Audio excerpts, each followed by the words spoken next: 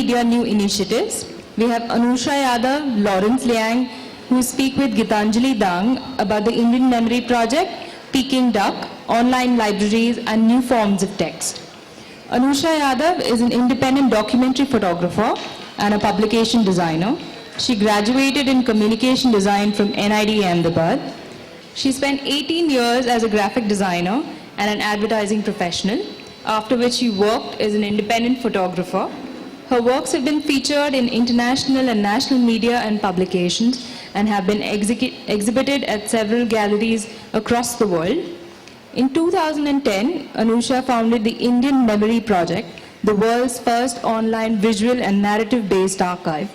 The project traces a personal history of the Indian subcontinent via photographs found in personal archives. It has been presented at the most respected institutions, conferences of the world, and has been cited as an exemplary initiative by world-renowned academics, designers, photographers, historians, and journalists. In 2013, Anusha founded the Memory Company, a consultancy that designs, conceptualizes, and curates customized personal visual histories, offline and online projects, shows, books, and other visual elements for institutions, companies, individuals, families, and communities.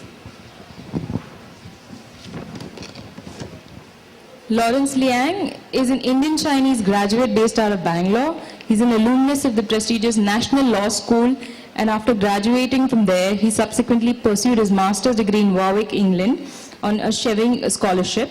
His key areas of interest are law, technology, and culture, and the politics of copyright. He has been working closely with Sarai, a program offered by the Center for Study of Developing Studies, New Delhi, on a joint research project on intellectual property and the knowledge culture commons.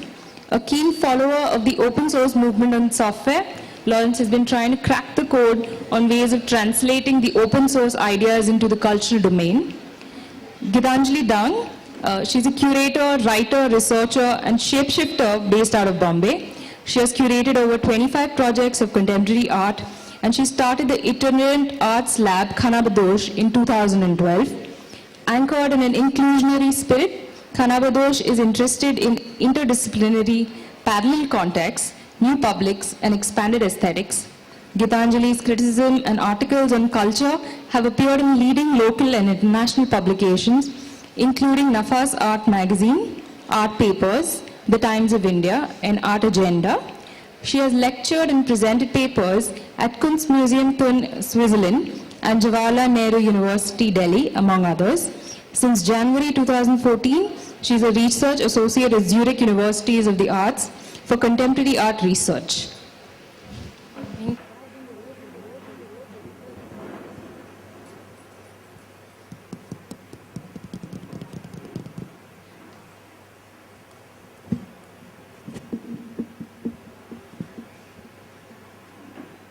Although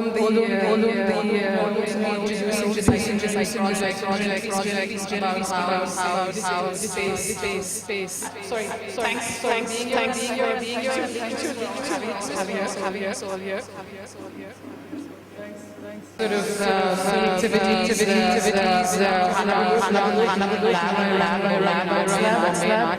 and also speak about how curator. It was around actually it's been just struck me that when I first interacted with late 90s or early 2000s, I was attending meeting around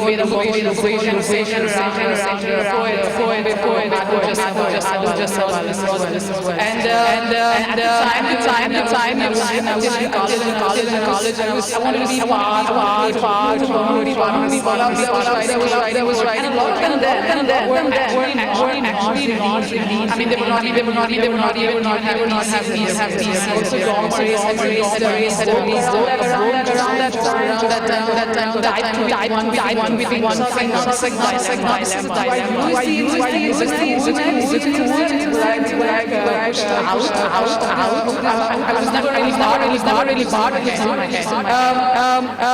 But eventually, around the time I started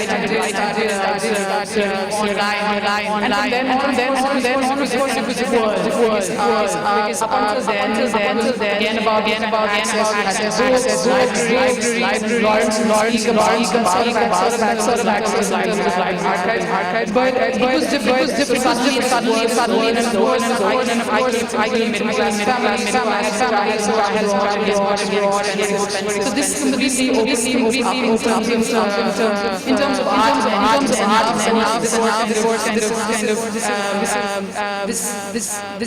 the access to art vis-a-vis online and the project where it's see them far museum detailed access with even when you are in fact standing in throughout my journey, I have been always sort of online as which new kind of either address the or by the days, but just to kind of quickly come to a kind of project how much already online we just did a project it's called and the entire project was kind of print the press online and in the sense that project has one videos by these videos belong to foundation and in a way that have them show them here, but they can so how easy my dollars, no one was ready to take them on your laptop. So which is what we did eventually in my laptop, and then showed them in Bombay. And there was another aspect project, which is again about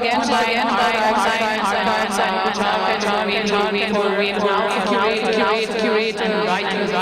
There's something called web and online and Ubu Web. I realized had half an hour, and I'm in the ideas video. So this was also incorporated to the exhibition. And through kind of the idea is moved more towards with online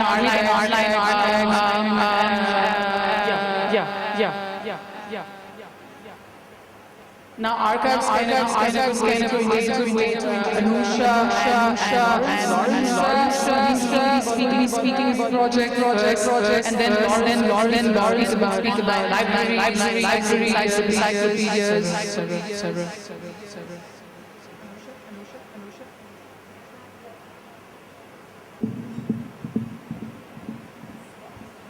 Does this work? This works.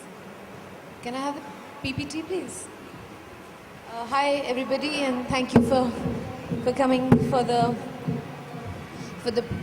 this presentation. PUT is an online archive that traces a history of the Indian subcontinent via images and letters found in personal archives. And by personal archives, it could mean your wallet, it could mean your cupboard, it could mean your attic, it could mean lying back with your mother somewhere in a suitcase. Can I have the next slide, please? There are many things that connected the dots for me. One was that I was brought up in a small town, in Jaipur. It's no longer a very small town, but this was the sort of exposure that one had to the rest of the country. A lot of the knowledge was based on what we saw in movies. A lot of it was, part of my family is fairly conservative, so there was some casteism to have experienced in that. There was everybody 19th parallel was Madrasi, everybody 19th parallel up was Punjabi, and that was the understanding. And in another context, personally, my own every photograph had a story. Started with when my father passed away. The way to recollect his memory was to look at all the pictures he would take and have my mother reiterate it over and over and over again. Next slide. Just to go back how it all began, I wanted to do I'm a book designer. I wanted to design a book on weddings, which was a long held ambition, because I had one insight that everybody in the world has a wedding picture. And even, I mean, it doesn't matter how poor or rich or elite or not, or whichever culture, but there was always one picture that would symbolize the evidence of a marriage. And that also because a marriage, that photograph was needed to be a legal document. And so I went to a publisher and I had them know that I want to do this book. And she said, of course. Facebook at that time synchronistically was coming up with a photo sharing platform. And then I asked people to just give me photographs to make a proposal. And people are not good at taking instructions, as we all know. And so they would basically write everything. They wrote about partition, they wrote about how the technique of the photograph, they would write about the couple themselves, and that's sort of how it all began. And by the end of, the publisher rejected the book. I continued to go back to ways in which I wanted to earn rent.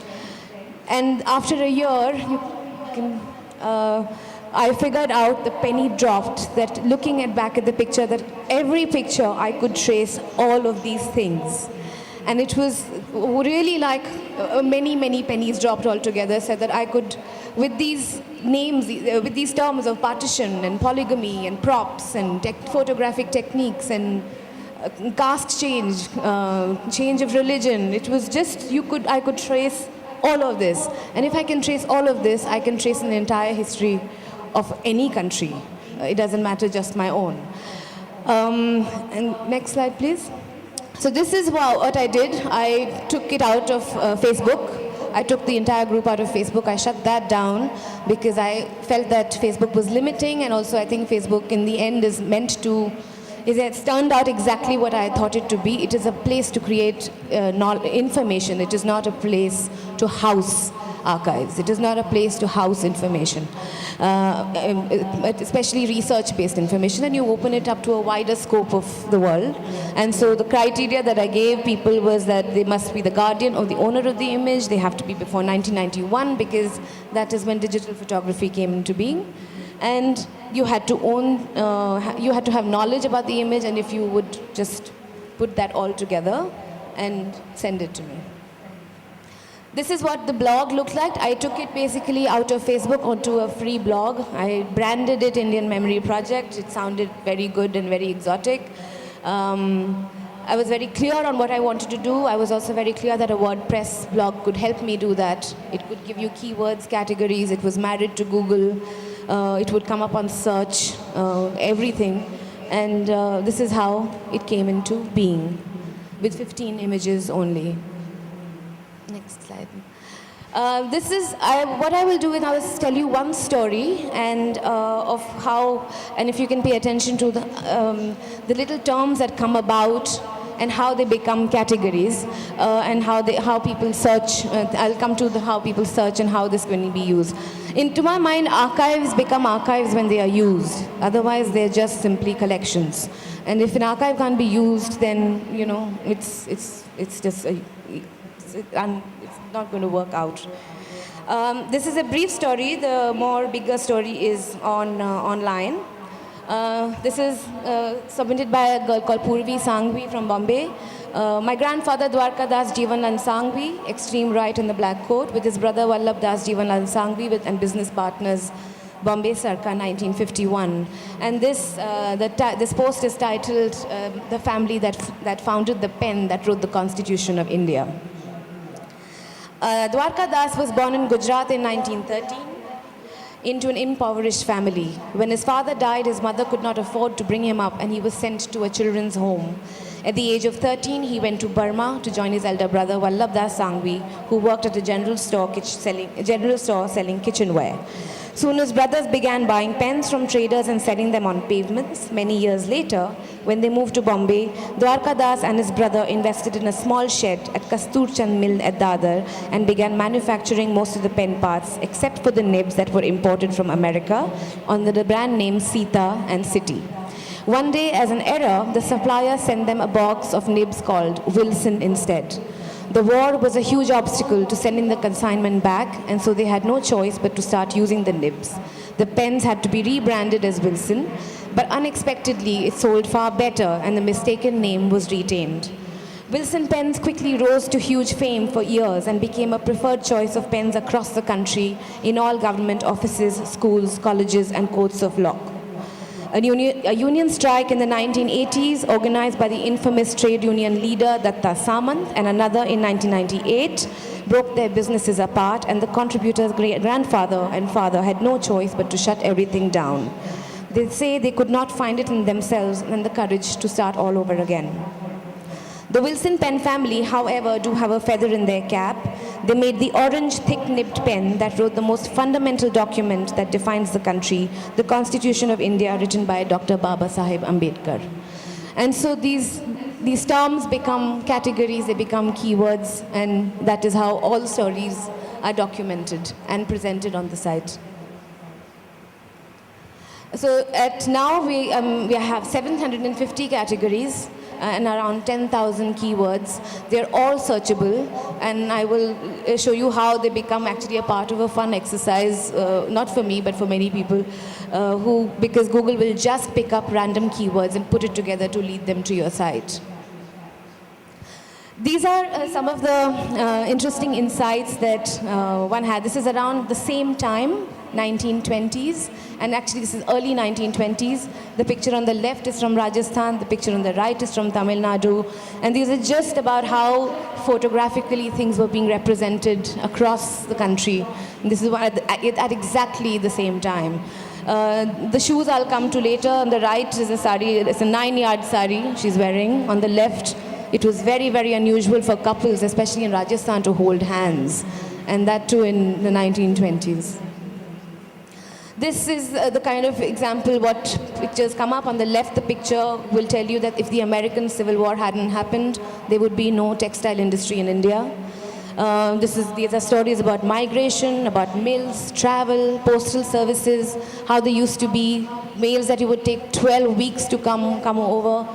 Rags to riches. I mean, there are big stories about how people from nothing became something. The stories about mentioned Gandhi, photography, and the British Empire. This is an interesting insight which also came, I happened to notice it once it started coming, that on the left the picture is from Gujarat and on the right the picture is from Bengal, actually from Bangladesh. And what I noticed, as you would see in the next slide, please, is that the women would sit in the pictures from the west and the women would stand in the pictures from the east. So it was a very interesting representation of how the photographer, the third eye, became the cultural police. He would tell you how to sit, he would tell you how to stand, and so on and so forth. These are some of the insights on the Indian memory on the dispersion. For example, these are props. The lady on the right is holding a Bhagavad Gita, which was a sign, symbolically, according to the photographer, a sign of a pious woman who follows tradition. And these were props that were given by the photographer. On the right, clearly, he had photographed a European couple before, but he gave them shoes to wear. This is another thing where cinema became a big influence on how women were made to pose, or even men, and how it sort of carried forward across time. On the left, there's a picture. She actually was very inspired by Nargis and how Nargis held a cigarette. And they would go to a photographer and have them and basically pack their accessories in bags, cycle down to a photographer's who would then, they would dress up like Nargis and get themselves photographed. And this is where the photographer, interestingly, also becomes the confidant. He will hide your secrets. He will keep your secrets for you because you pay him to do this work. This is how it carries forward, how the poses sort of carried on across times.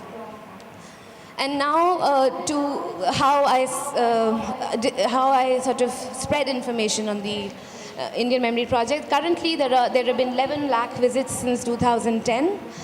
There are 8 countries who have decided to do the same project and document their own countries by virtue and the fact being that personal narratives can only be archived in a manner like the Indian Memory Project. And so this is my mantra for spreading word on the internet. This is what has inspired me from the time I read it first, which was 5 years ago. Very late, I know, but I discovered this 6-word novel. And I use a lot of all of the internet to spread the word about it. I use Facebook, I use Twitter, YouTube, and my biggest excitement is when I see the map popping up. Another thing about online phenomena and spreading word online is that it's a huge benefit to be inclusive, to include other people's work, include other people's efforts, archives. People send things to you, you must post. I mean, I post them because there is no merit in keeping yourself away from that. I think there's great, it's more beneficial to include other people. There's also the time.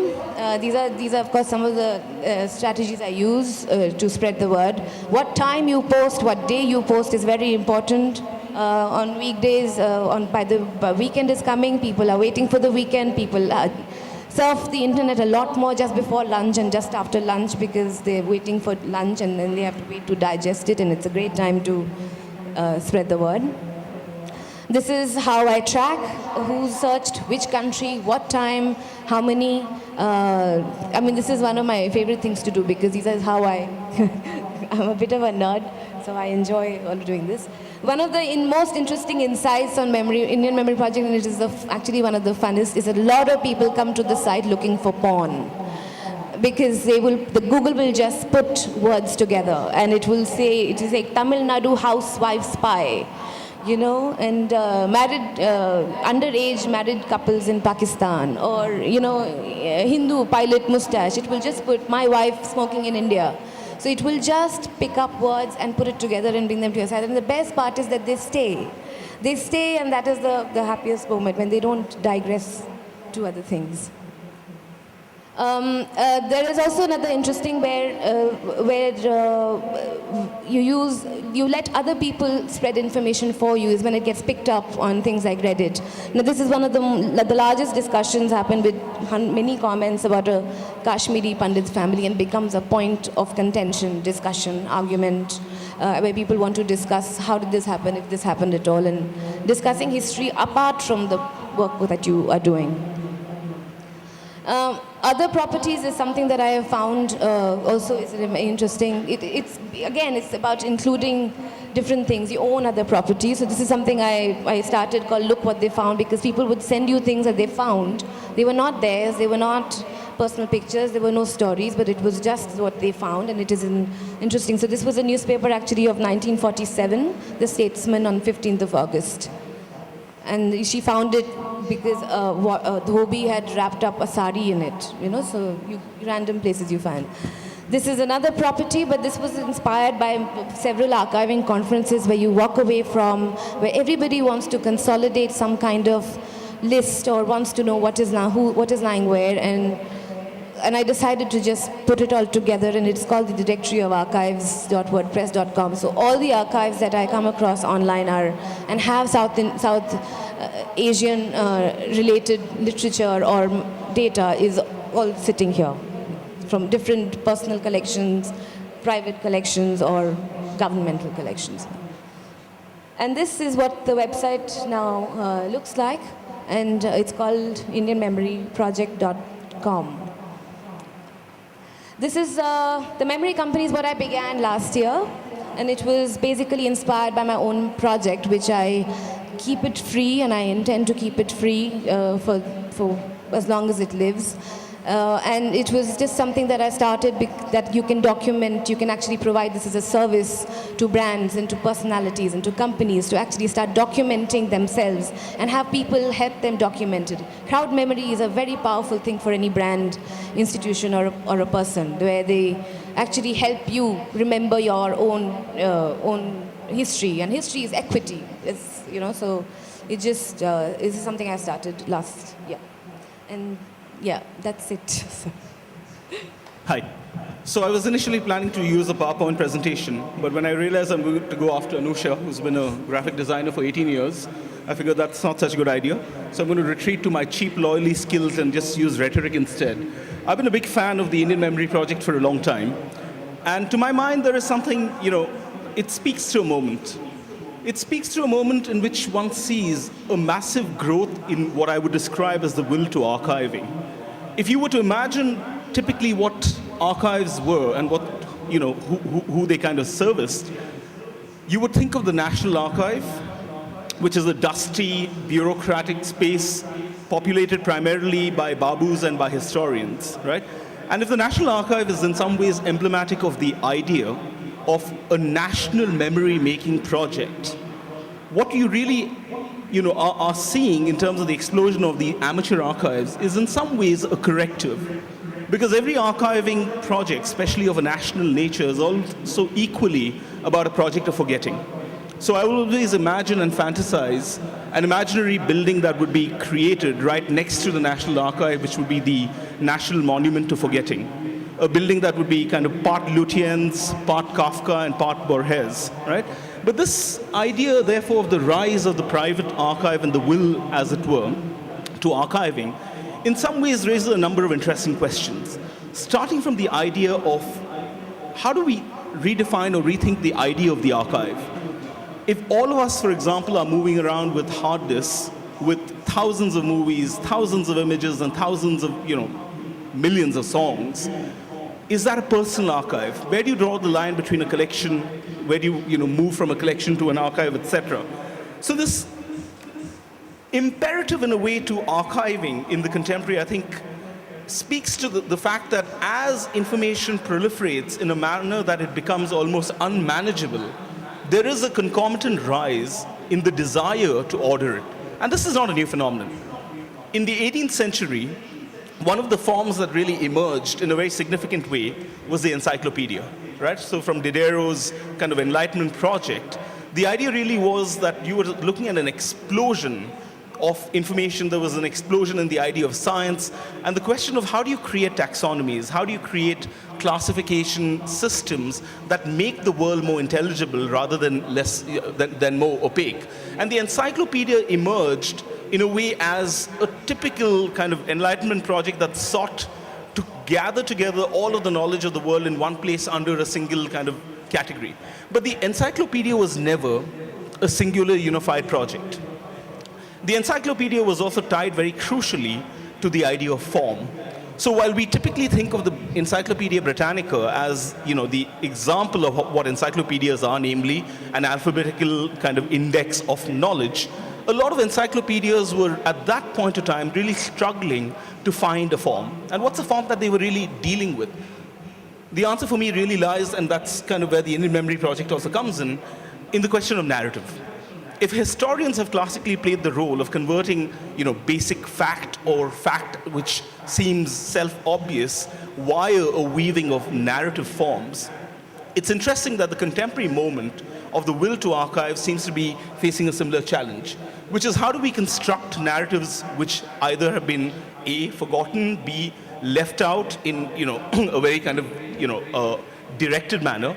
And what are the forms that the crossover between the encyclopedia, the archive, and the database as narrative forms might be? Lev Manovich, who's a new media theorist, claims that the database is the narrative form of the 21st century. All of us, in a way, live in databases, right? We spend a significant part of our time, anywhere between 2 to 3 hours, inhabiting and dwelling in databases. How do you make sense of such dwelling? Anusha mentioned how pornography is what leads a lot of people to, the Indian Memory Project. The Alternative Law Forum's website also has the same kind of, problem that we have. But it's interesting that this question of pornography leading, let's say, to, the Indian Memory Project, a large amount of what we describe, for example, as our experience of pornography is no longer that of content. Sometimes I feel really nostalgic for my, growing up days in the 80s when debonair was a, scarce commodity and it passed on literally from hand to hand. And the pornographic or the erotic pleasure of debonair was that single image of a naked woman. You spent hours lingering over that image and it continued to kind of, in a way, inhabit your erotic imagination for a long time. The experience of pornography is no longer about a single image. No one remembers the image that they masturbate to. Pornography is now an experience of the database. It's about the next image, the next video, it's about the click, right? This constant movement across. So this linkage between, in a way, the proliferation of archives on the one hand and the proliferation of technologies that make access available really then raises the question of how we move towards a form that allows us to think about ways in which the hyper availability of information is made sensible to us. One of my favorite writers who already kind of cited in some ways, the patron saint of libraries and archives, the Argentinian writer Borges, has a marvelous little story called Funes the Memorious, in which a Uruguayan youth out on a ride on a horse has a small accident, falls down and injures his head, and realizes that contrary to what you would expect, that he would lose his memory, finds his memory being amplified. Amplified to the extent that he can recall every single sensation that he's had, every single conversation, and every single experience that he's had. Now he's like a little kid with a new toy, completely fascinated by his own kind of, mnemonic prowesses. So he decides that he's going to try and recall and relive his entire life. But the paradox, of course, is that for him to relive a single lifetime, he would require many lifetimes over. And this, in some ways, is the dilemma of the contemporary. When you have a phenomenon like Facebook, where everything is constantly being archived, there is a complete rupture, or there's a complete kind of a break between the gap that always existed between event and narrative. Classically, what you would always have is, you have a party, and then you have stories about the party. We all know, for example, now that when you have a party, the party is not the real event. The real event is the permanent archive called Facebook. The party is merely the pretext for the event called Facebook, right? So how are we going to, in a way, and this is only going to increase further. So what are the ways and what are the forms that we can think of? And this, I think, is really a question that's pertinent to a literary festival. Because if you were to go back to the early days, in a way, of the emergent, incipient world of encyclopedias and archives, what you find is something really remarkable. Not all encyclopedias were designed to be read as a consultation book or as a research book, which you go to in particular parts. And not all novels were written to be read from page to page or cover to cover from A to Z. So you have, for example, a book like Robert Burton's Anatomy of Melancholy. Has anyone read this? It's this 1,200-page tome, an absolutely remarkable book, allegedly about melancholy, but really about everything in the world. This was a man who sat in the Pembroke College in Oxford, rarely moved out of his library, but speculated on what he thought was the most important question of his times, which is figuring out the problem of melancholia, right? And what he really does in this book is that it really is an encyclopedia pretending to be a novel. And what we have in the contemporary are a whole range of archival and database forms, in a way, pretending to be archives and databases, but they actually in search of a narrative form.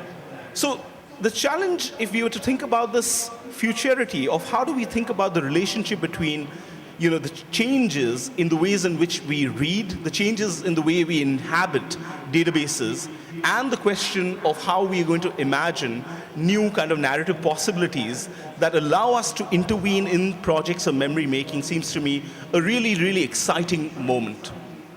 If you go again back to Borges, Borges has another marvelous story called Tilon Ukbar Orbis Tertius, in which it begins with Borges and his friend Casares having a conversation, and they're discussing something, and then Casares brings up an encyclopedic entry about this country called Ukbar. And he says this is there in the Encyclopedia Britannica, so they immediately go to it because Borges says, I don't remember an entry about Ukbar in the Encyclopedia Britannica. And what is remarkable about Ukbar is that in Ukbar, copulation and mirrors are prohibited. So this obviously, kind of piques Borges's interest. And the reason that copulation and mirrors are prohibited is a good one, because they multiply the numbers of men in the world, right? So they have a disagreement about where they encounter this, imaginary country called Ukbar, and they find that there is no entry in the encyclopedia.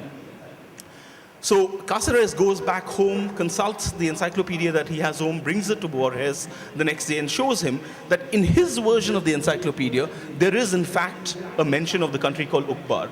And there's a whole fascinating history and mythology that this country has, because it has its own rules of algebra, it has its own rules of astronomy, and it of course has its own mythology. So they start, the story basically becomes a detective fiction into the nature of the encyclopedia, and they start figuring out what this was about. And they go to all the existing versions of the Encyclopedia Britannica to find that it really doesn't exist except in one or two rare copies here and there. On further investigation, what they find is that the project of Ukbar was actually conceived by a secret sect that wanted to do away with that imposter Jesus Christ and create an alternative world. And in the creation of this world, what they realized was that before they were to actually create a world, what they would have to do is to create an encyclopedia of the world. So Borges's story really becomes a parable in which encyclopedias, archives, etc. are not merely documenters of memory or of experience. They become, in a way, the creators of this. So let me try and kind of wrap up a bit. In the current moment that we all live in, which is there is an ecology of access in a way that is kind of almost giddy. All of us with our, kind of multiple hard drives, etc., beyond a point, it becomes senseless. Earlier, I remember growing up as a cinephile, riding a cycle for 12 kilometers to go to Suchitra Film Society because there was a Bergman film. Now there are thousands of the French New Wave films lying on my hard drive which are watching themselves. Right? This entire question of how we're going to make sense of this large amount of data requires, in a way, a creative response and a creative challenge. One of the projects that I'm involved with is something called the Public Access Digital Media Archive, PADMA. And basically, the idea of PADMA is very simple. We began with a shocking statistic, which is for every hour that we spend, there are 1 million hours of footage, video footage, that's created. From video cameras to surveillance cameras to selfies, everything else, right? How do we make sense of this dizzying fact? On the one hand, there is always, in a way, a surplus involved, let's say, in the creation of a film. There is a surplus in terms of meaning. A film always exceeds the director's kind of intention-making process. There is a surplus in terms of content. When you shoot a film, very typically, for example, in Indian cinema, while you're shooting a film on the streets, you're always capturing more than you intended to. And then, of course, there is a surplus, very literally, of footage. So Padma, for example, began as an archive of what we felt was a way of trying to bring together a mode of annotating footage, a mode of slowing down the amount of material by bringing text and video into conversation with each other. This is, again, just one of the multiple projects that are there. And Anusha's directory is a very, very useful kind of place to go to look at the proliferation of kind of archival initiatives. Because if we had to think about this kind of, the coming together of all of these, it really is in some ways a treasury of narrative forms, a treasury of short stories, which are kind of, passing themselves off as archives and encyclopedias. So I'll stop here for now and maybe open it out, or unless you want to show the video for now. Yeah, just one thing I wanted to add also is, that of course, these are things I've learned over time. These are not things that I knew or understood or could articulate.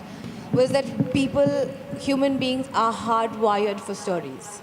Anything that is put in a story form, where you start to assume a point of view, a characters, you see yourself in that, is how we are working. And also the thing is, it's even more important when on the internet, and especially because the archive that I run is on the internet, was you only have 3 to 4 seconds to win somebody over. You don't have more time because there are 75 other things that I am distracted by. There are 5 other windows open. There are 25 tweets that have passed. And so to even get the attention, to even for the first person to even try clicking on something, how to start making sense is to actually tell them a story within communicating that, and that the storytelling is what works brilliantly. I think we talk in stories. When we talk to each other, we gossip, we are telling each other a story, and that is what adds the I mean, just as a cautionary note, because this is a point that Anusha and me have often disagreed on, there is also the danger, therefore, of succumbing in a way to the demand for this short attention span, right? So one of the claims is that what we're really moving away from in the contemporary era is from a culture of reading to a culture of scanning. So a neurologist claims that the rule that determines the way that you read on the internet is a capital F, right? So very typically, a person consumes an average of 50 to 80 stories a day, right? From blogs, newspapers, etc. But what you read is the capital F. The first paragraph is your complete reading. Your second paragraph becomes a kind of a skim. And your third paragraph is basically over. You're not even actually reading it, right? Yeah. So while stories as a form of grabbing attention in this manner might be important, I think one would also have to caution against it. What are the ways in which you imagine storytelling forms that are difficult, that do not grab your attention with that immediacy, right? The modernist project, whether in cinema or in literature, was precisely against, in a way, the commodification of attention forms. No, I agree, but this is what the interesting part is of sharing information as well, right? Internet is about sharing information. So while I might choose to promote or post a story in the way I would feel comfortable, or I like it, or I feel it gets the attention, somebody else is going to share it in a very different context for themselves. It could be academic, it could be just because my mother looks like that somebody else's mother, it could be whatever. And so everybody else is going to present their own context, and that is the exciting part. We can't control it so much after a while. Can I show that video, please? This is a video I had made just because I wanted just people to know more about the project. Videos are a great device to spread the word. This was made on iMovie, and it was just a simple thing to tell people what the project was about and to just get them onto the site. Two disclaimers: I lost the file right after I saved this in my computer crashed. There is a grammatical error, and then there is a piece of information which came after that. There's a picture of a South African dish. It is not invented by them, it was reinvented. So that's the only two. Audio.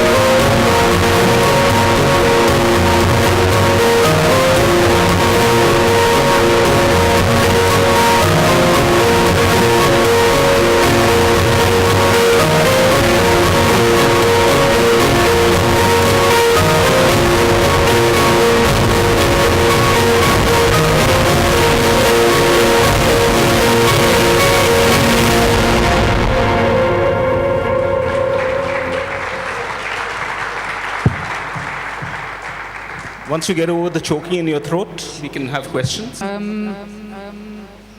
Anusha, I was about the project, and I came across scared. You said that certain stories are accessed way more than the others. Certain pictures. And I was wondering if you could tell us trajectory in your mind, stories, perhaps I know that articles mentioned that there was India's girl rock band access a lot. And does this also inform the process whereby you accept new entries, selection process? How does this? No, there is no. I'm not biased towards certain stories. It's just when I get a very exciting story that I know would get many more visits, I get very excited. But I sometimes don't even know why certain posts go viral. I mean, I know the girl rock band went viral, but after a year that it was posted, so it was clearly something that happened at that point of time. There was a sudden interest, or maybe there were more people on a holiday that day. I have no idea.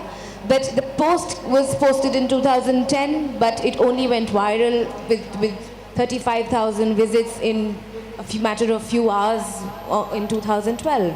So it was not something that I understood why that would happen. But I'm not biased either. I get excited when the person sort of writes the entire story. I don't have to do too much work. I don't have to edit it, but I know that as long as there is a historical perspective, there is a macro picture to this personal story, I'm okay with it. It doesn't matter where, when, how, who's. And is there a lot of fact-checking? There is some fact-checking I do. In fact, there is some, whatever fact-checking you can do, because these are unheard of stories, so there is no earlier context to it. But in my experience, people don't lie on the internet as far as this project is concerned, because I feel they fear they'll get caught.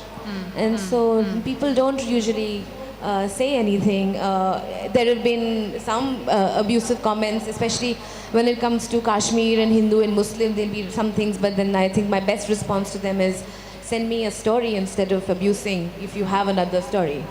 And so, it's anybody and everybody's story. Sometimes people don't even write the story. I call them up and I interview them on Skype, in person. It doesn't matter, yeah. It's sort of more for Laura, taking what you said ahead. You said that it's right in archives use about how there is this kind of proliferation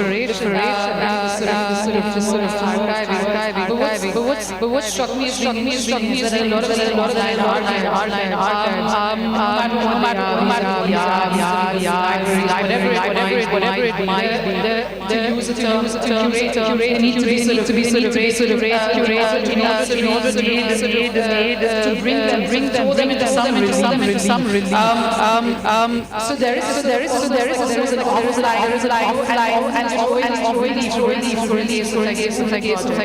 a lot of we did that video where we know Bombay, Most people have access somehow the videos. I had saying they already expressing and I find fascinating also in our particularly because I'm sort of jumping topics related. I remember the time Hala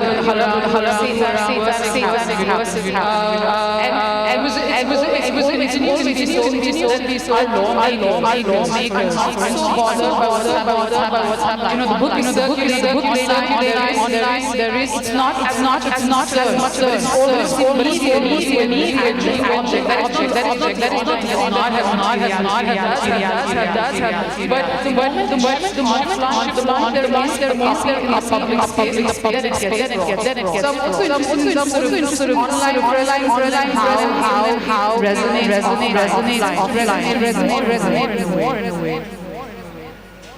I mean, just on the Ubu Web question, the reason that Ubu Web is not widely known is primarily because of copyright reasons. So Ken Goldsmith, who's the founder of Ubu Web, doesn't want it to be thrown up on Google, right? So in a way, it kind of operates almost as what I've been describing as shadow libraries. Ubu Web claims to have more video art than MoMA.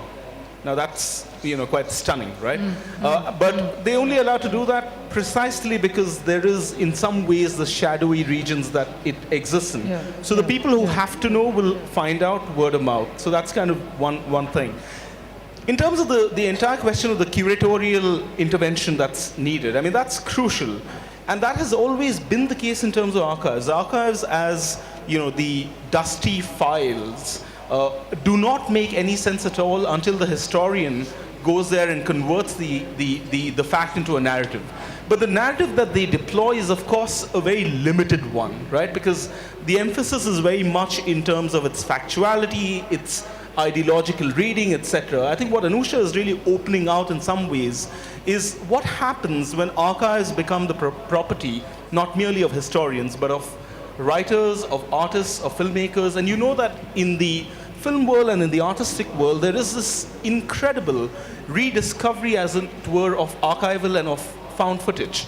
So you take Ali Kazemi's film, Continuous Journey. What is the material that he has to work with? Very little. Literally just 1 or 2 or 3 photographs. But the creativity really lies in his animation, in his zooming into and kind of framing a particular person, taking that as the context, using animation to kind of bring, as it were, alive the archive. Michelet, the father of modern history, said that the task of the historian is breathing life into the dust of the archive. So in other words, that which would have been considered irrelevant, that which would have been considered the residual of imagination and of memory becomes live ingredients at the hands of the filmmaker or the artist. So I think that what is really exciting here is... What was the right time when you decided that this is the time when you want to launch your brainchild and bring it into being, and how did you choose the correct platform? See, online, when the penny dropped, I did it within 3 days. It took me a year for the penny to drop. It took me a year for this group to exist and people saying things, and I sometimes would look at it, not look at it. But when the penny dropped, I didn't waste time because then I knew what I had to do. I mean, the tools were right there. You had an internet. All you need is good Wi-Fi and a free blog, and the name fell into place right away. It took me 3 days. So, there is no. You shouldn't waste time when you have a good idea. Thanks so much. I'm so sorry. I know there are a lot of more questions, but maybe you all can interact with them.